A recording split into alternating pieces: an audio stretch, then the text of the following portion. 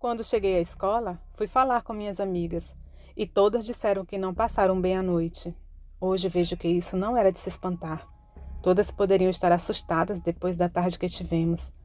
Porém, uma das meninas disse que naquela manhã ela havia procurado um terço em sua casa, mas também não tinha encontrado nenhum. Outra coisa muito interessante é que quando eu parei para ouvir o áudio que eu gravei quando tudo aconteceu, minha voz foi gravada normalmente, mas a voz de Ana não. Guardem bem essa informação. Apesar disso, tentamos seguir com o dia o mais naturalmente possível, mas achamos Ana um pouco estranha. Eu, Rosa, Tulipa e Margarida éramos da mesma sala, apenas Ana era de uma sala diferente, e combinamos de ficar de olho em Ana. Nos dias seguintes, Ana continuava estranha. Para os outros ela parecia praticamente normal. Seus modos eram os mesmos, o jeito de falar, o tom de voz, mas o seu olhar era estranho. Parecia diferente, dissimulado. Mas sempre que eu me aproximava, ela mudava, fingia, e por isso eu não conseguia fazer nada. Tulipa era uma de nossas amigas. Ao se aproximar, eu não sei como, mas ela veio até mim e disse que tinha algo de errado com Ana, que aquela não era a Ana que a gente conhecia. Isso aconteceu mais de uma vez, e sempre que acontecia ela ficava agressiva, desbocada. Ficava com raiva e assumia outra personalidade. Depois de muitas orações, ela recobrava certa consciência e voltava a se parecer com ela mesma. Sempre que isso acontecia, parecia que a mudança ficava ainda mais forte, mais nítida, e eu ficava cada vez mais preocupada. Muitas coisas aconteceram durante esse período. Cada uma ia me deixando mais cansada, e nós ainda não podíamos contar a ninguém sobre o que tinha acontecido. Até mesmo o escapulário abençoado de metal que eu havia dado a Ana quando tudo estava começando, ela tinha quebrado. Mas a gota d'água aconteceu quase 2 semanas depois. Naquele dia, tudo começou normal. A sala de Ana estava no horário vago e por isso estava sem professor. E nós tivemos um atraso para começar a primeira aula, já que a diretora estava dando alguns informativos. Um deles seria que mais tarde naquele dia nós teríamos uma palestra obrigatória para todos os estudantes. Inclusive, naquele dia Ana estava mais estranha que o normal. O olhar dela era malicioso, cínico. Eu sempre fui conhecida nas escolas em que frequentei, principalmente de 2 formas, como uma mãezona, já que eu sempre cuidava dos meus amigos como se fossem meus filhos, e sempre dava o meu melhor para cuidar e aconselhar como podia. E também como bruxa. Nunca soube bem o porquê. Talvez eu tenha cara de bruxa.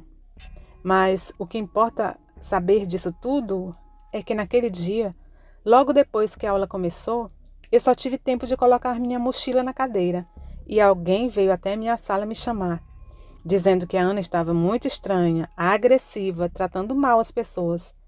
Disseram que ela estava passando mal e vieram me chamar para cuidar dela. Para minha sorte, o professor gostava muito de mim e me deixou sair.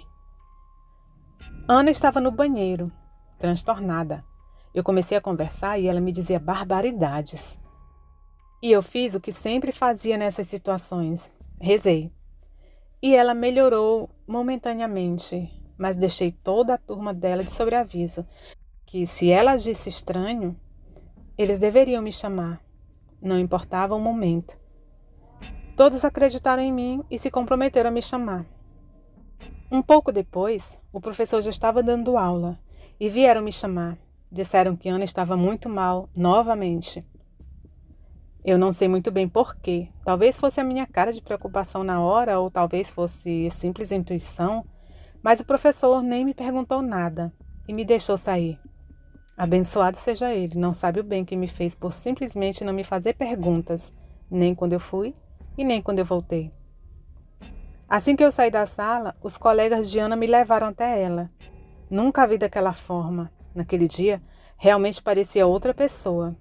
Isso não é exatamente novidade. Foi mais o que ela me disse que me deixou assim, apreensiva.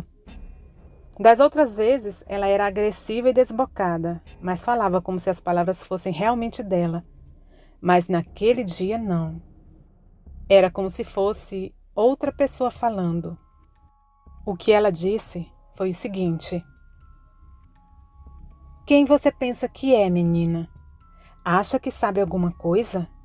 Acha que pode comigo? Acha que tem força o suficiente para me mandar embora? Pois não tem. Eu não tenho medo de você.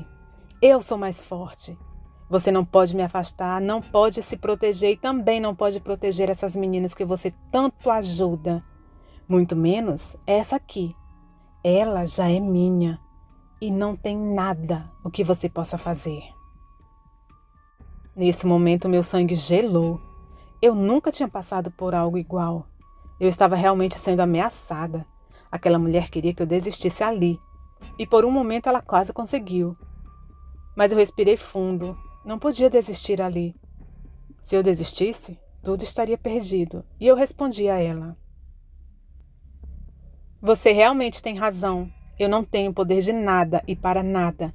Mas não é a mim que você tem que temer. E sim a Deus. É Ele quem nos protege e é a Ele que eu sirvo. E você não pode nada contra Ele e sabe disso. Você quer me assustar? Mas isso não vai funcionar. Você não pode estar aqui e não tem permissão de ficar. Vá embora. Eu cheguei a sentir a raiva nos olhos dela. Ela não disse mais nada, só que aquele ódio era evidente. Eu ainda mandei que ela saísse mais algumas vezes, quando de repente Ana quase cai no chão, como se tivesse perdido a consciência por alguns instantes. E voltou, perguntando o que tinha acontecido. Deixei ela com os colegas de classe, pedi para que cuidassem dela e que avisassem se algo acontecesse. E saí, voltei para a classe. Isso um pouco antes do sinal bater para a próxima aula. Um horário depois, vieram me avisar que Ana estava fraca e que mandaram ela para a diretoria.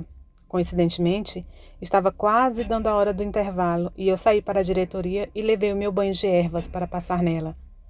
Subi, fui ver como ela estava. Ainda era ela, mas estava pálida, fraca, semelhante ao estado naquele dia em que ela tinha ido à minha casa. Detalhe: enquanto ela estava estranha naquele estado em que eu contei anteriormente, ela estava bem, parecia saudável e praticamente normal. Tentei passar o banho de ervas que tinha levado, só que eu não soube explicar para a equipe da coordenação o que era aquilo que eu queria passar na Ana, já que eu não queria revelar demais para que não me achassem louca. E por isso não me deixaram passar o banho em Ana. E assim, ela ficou na diretoria até que conseguissem alguém que fosse buscá-la na escola. Quando desci, era aula de ensino religioso. A porta de metal da sala de aula estava aberta e a professora tinha arrumado os alunos em círculo e a minha cadeira ficou perto da porta. Assim que eu passei pela porta, entrando na sala, eu sentei em minha cadeira. A porta se fechou violentamente e de uma vez só. O detalhe é que naquela porta tinha uma espécie de janela que, do meu campo de visão, dava total visibilidade para quem estivesse passando de qualquer um dos lados, mesmo que se abaixassem. E ninguém havia passado. Tínhamos acabado de sair do recreio e professor nenhum deixaria os alunos saírem. Também não tinha dado nenhum vento. Além de que, a porta era de metal. Aquela porta não deveria ter se fechado daquela forma. Mas fechou. O melhor foi o que aconteceu depois. Um dos meus amigos que estavam posicionados em uma das cadeiras à minha frente, mesmo não sabendo de nada da história, disse que tinha uma mulher, alta, vestida de preto, com longos cabelos lisos e brancos na porta da sala, olhando para mim e disse que ela estava com raiva. E foi por isso, por causa dela, que a porta bateu. Logo depois disso, esse amigo começou a passar mal, se sentindo tão mal que também foi para a diretoria e se encontrou com Ana. Tempos depois, saímos da sala para aquela palestra obrigatória. E logo depois, seríamos liberados porque não teríamos professor no último horário. Minhas amigas estavam apavoradas e eu decidi que não poderia passar por aquilo sozinha. Assim que cheguei em casa, fui falar com minha mãe. E apesar de relutante, contei tudo a ela, desde o dia em que as meninas foram em nossa casa até tudo o que tinha acontecido naquele dia. Não deixei nada sem contar. Aquilo aliviou minha alma, mas eu sabia que minha mãe iria brigar. Só que comparado a tudo que vinha acontecendo, esse era o menor dos problemas. Minha mãe ouviu tudo que eu dizia sem falar nada. Quando eu terminei, ela se pronunciou e disse que agora ela estava entendendo os sonhos que ela estava tendo. Vocês se lembram do que falei anteriormente? Que minha mãe estava tendo sonhos estranhos? Pois na realidade não foi apenas um sonho, e sim vários, até alguns dias depois. Ela sonhava com uma flecha que voava em direção à nossa casa, sendo atirada por uma mulher. Preocupada, ela perguntou à minha avó sobre aquele sonho, pois ela estava preocupada. A minha avó é umbandista, há mais de 50 anos, e disse que sonhar com flecha era demanda chegando. Para quem não sabe, demanda é um trabalho ou feitiço enviado para você. Ou seja, os sonhos queriam dizer que alguém estava fazendo trabalhos para nós, ou era isso que a minha mãe achava, até que eu contei o sonho e a história completa. Ela de início não entendia o porquê de alguém querer fazer trabalho para nós, mas agora ele entendia. O trabalho não era para nós, era para a Ana. E como ela tinha estado em nossa casa e deixado sua energia e passado por aquilo tudo na nossa sala, minha mãe deve ter absorvido a energia dela e teve os sonhos que se referiam a ela.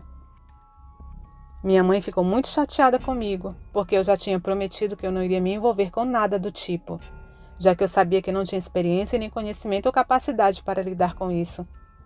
Mas ela também entendeu que eu não tive escolha. Se eu não tivesse me envolvido, Ana poderia ter morrido ou ter tido complicações sérias, porque ela não estava mais comendo, estava indo de hospital em hospital, mas nenhum médico resolveu a situação. Ela estava definhando pouco a pouco.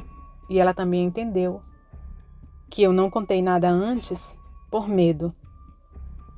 Apesar de chateada, eu senti que ela também estava um pouco orgulhosa de mim, apesar de tudo. Ela também me explicou que aquele espírito disse para nós não contarmos para ninguém, para nos deixar com medo e também ficar sem procurar ajuda. Depois disso, ligamos para minha avó. Eu expliquei tudo o que tinha acontecido. E ela também entendeu a situação, mas me fez prometer que eu não fizesse mais nada parecido, pois é muito perigoso. Depois que minha avó se envolveu, nós fizemos uma limpeza espiritual na casa e em nós mesmas. E depois disso, Ana começou a melhorar pouco a pouco, apesar de ainda ter alguns problemas de saúde. Combinamos que não precisávamos mais guardar segredo, e Ana contou para a mãe dela tudo o que tinha acontecido. E ela começou a fazer um tratamento espiritual em um centro de Umbanda durante algum tempo. Certo tempo depois, descobrimos que tudo aquilo tinha sido causado por uma mulher que tinha feito trabalhos para ela, assim como os sonhos da minha mãe haviam avisado. Se não me falha a memória, essa mulher tentou atingir o pai de Ana e fez o trabalho para que ela fosse atingida. E assim atingiria toda a família. Nós desconfiamos que era alguma amante que ele, porventura, pudesse ter largado por aí e queria se vingar dele. Bom, essa é a história.